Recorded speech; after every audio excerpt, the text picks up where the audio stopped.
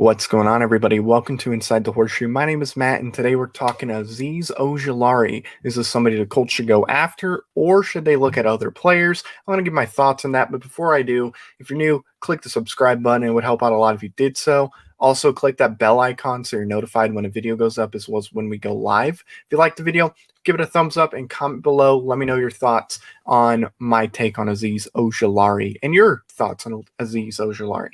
So with Azeez Ojulari, I don't watch a lot of SEC football, so I didn't know too much about him. But I noticed he was climbing up the mock draft boards, and he was getting into the first round even. So I wanted to look into him. Is this somebody that the Colts should go after? Because this is a need I feel that needs to be addressed in the first round if possible. So I looked at his tape and I looked at his numbers, and I got to tell you, I'm pretty impressed, especially if we trade back and still can get him. Because would I take Jalen Phillips over him? Yes. I would also take Kwity Paye over him. But honestly, after those two, I think I would look at Azeez Ojulari. I know a lot of people say, well, what about Jason Owe? Well, Jason Owe had no sacks last year. And if we pull up his numbers real quick, we'll see that was the opposite with Azeez Ojulari. So on ESPN, of course, he had a total of 31 tackles. 22 of those were solo, 9 were assisted. He had 8.5 sacks, which is tied for 8th in the nation. He had 4 forced fumbles, which is great. And that's one thing I noticed too, was when he hit the quarterback or the running back, he has like this power, it looks like, to him to where he can knock the ball out. And that was, of course, tied for 2nd in the nation. And he had 1 fumble recovery. Now, if we look on Pro Football Focus, we also see that he had 8 hits on the quarterback. He had 20 hurries, and he batted 1 ball, which really I think is pretty impressive, especially considering that he's probably ranked at least 4th on a lot of people's boards for his position. And, of course, on Pro Football Focus, he's rated as a 90 overall, which is really, really good. He also has a little bit of speed to him. He ran a 4.62 and a 4.66 40-yard dash, which I think for his position is really good. So really looking at those numbers, that impresses me. And then you watch the tape, and the one thing I really like when it comes to his tape and whatnot is the way he can get by the offensive lineman. He has a slippery way he plays to where it seems like he can get by offensive lineman pretty easy, and he's playing the SEC too. It's not like he's playing in the MAC or he's playing in, some other little conference. He's playing in the biggest conference, if not the second biggest conference in the nation. So the fact that he can get by offensive tackles and, guards and whatnot, I think is pretty good, especially with how he gets by them. He has that power that I see when he actually makes contact with the ball carrier or with the quarterback. So he can get the ball out. He's going to get to the quarterback. And, like I said with a few other guys, if we were to draft him, he would be playing with DeForest Buckner. So you already got offensive linemen focusing on DeForest Buckner. You add somebody like Azeez to this team, and he can get to the quarterback, that's going to be a problem for the opposing team. So I think just with his power, the way he can get to the quarterback, the way that he gets by the offensive lineman, I think is pretty impressive. So with that all being said, is this somebody I'm interested in taking? And the answer is yes. I'm definitely interested in taking Azeez Ojulari because, like I said, you look at his numbers, you look at the way he gets to the quarterback, it's impressive to me. Do I have him as my number 1 edge? No. I think Jalen Phillips is my number 1. But, there obviously is that injury concern.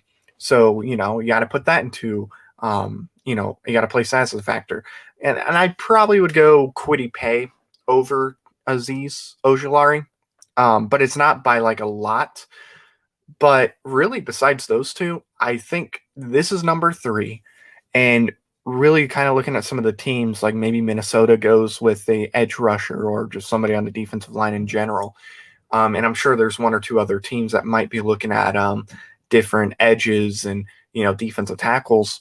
I think Azeez Ojulari is somebody that could potentially be available when we get to 21, or maybe if we trade back, maybe Azeez Ojulari will be available at 25, 6, or 7. So really looking at kind of where the Colts are at and who's going to potentially be available, I would love to get Azeez Ojulari on this team. It would fill a need. He would start day one.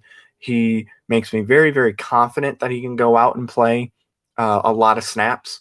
So I definitely would take him. Do I think Chris Ballard would take him?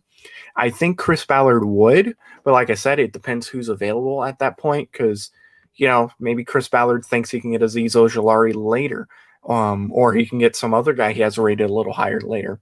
So really, I think it depends who's available and if Azeez is available. But if Azeez is available and the guys that Ballard wanted over Azeez is gone, I would absolutely say yes to Azeez. I don't think he would trade to the point to where we couldn't get Azeez Ojulari. I think he's climbing up the boards for a reason. Chris Ballard sees he's climbing up the boards for a reason. So I think he would go after Azeez Ojulari unless there was somebody you had to take available beforehand. Now, do I think the Colts will draft Azeez Ojulari? And I think they will, but it really depends where they trade back to, who's available when they pick.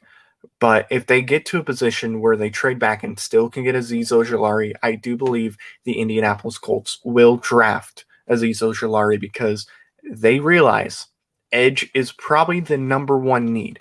This draft class is loaded with tackles, so you can get one in the second round. Get your edge in the first round. This is where you strike. If Azeez is not available and other guys are not available, you trade back and maybe you can get like a Carlos Basham or someone like that. But if Azeez Ojulari is available at like 20 whatever, depending on where we're picking at, you go after Azeez Ojulari. I like the guy a lot. I like what he offers. And I think he can be a really good starter for the Colts day one. So there are my thoughts on Azeez Ojulari. Thank you for watching. If you're new, please click the subscribe button. It would help out a lot if you did so. Click that bell icon so you're notified when we go live as well as when a video goes up. Also, if you like the video, give it a thumbs up. Comment below and let me know your thoughts. And also, be sure to tune in tomorrow at 6 o'clock. We're going to be doing a live mock draft. I'll be a part of it, and we'll have some other people on. It's the same people that we usually have for the podcast, so make sure you check that out. All that good stuff. Thank you for watching. I've been Matt, Bleed Blue, and we'll see you next time. Bye-bye.